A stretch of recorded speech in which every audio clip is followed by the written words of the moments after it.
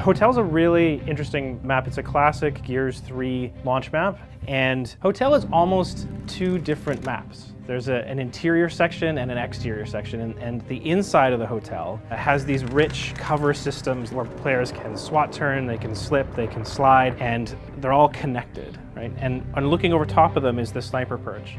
And we've replaced the long shot with an M-bar. And we really think that that's a very different sniping experience. We think it'll change up the interior fight as well as being able to be used outside in the street fight. That street fight sort of wraps all the way around the inside of the hotel, being critically important as people are going to still be fighting over the boom, and that power weapon is going to have big influence on the map. These two fights are very, very distinct, and they're very separate.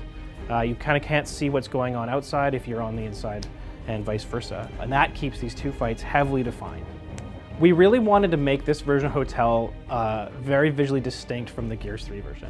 You know, a little moodier, a little darker. Overgrowth of green ivy and moss have reclaimed the interior of this hotel.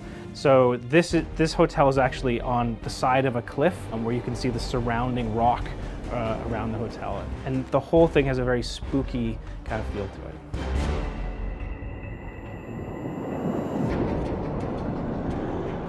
The slab is a very different kind of 5-player map. It almost looks like a 2-lane map where you can see a left path and a right path coming out of spawn. And because of that, it creates a very different feel. The slab's fight is defined by this central corridor. It has almost a primal characteristic to it. If you have two people that enter, one is going to leave with the boom shot and the other is going to die. Now, when you come out of spawn on the slab, you're going to see a left entrance and a right entrance into the prison. On the other side of that, there's a courtyard that connects the both, and that actually is one of the key places to fight. If you can push through the middle of the map into your opponent's courtyard, you're going to be able to play on their territory and try to hold them there while they're coming in from their spawn.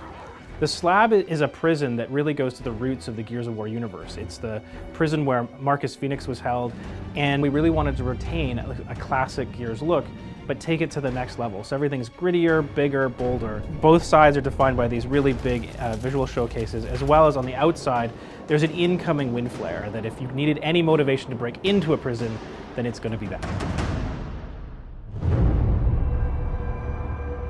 In the April update, we're going to be making significant changes to core and competitive weapon tuning. It's been about 6 months since launch, and we've been watching Gears fans play Gears of War 4, and we wanted to take that opportunity to learn from it, hear the feedback from online, from all the people playing.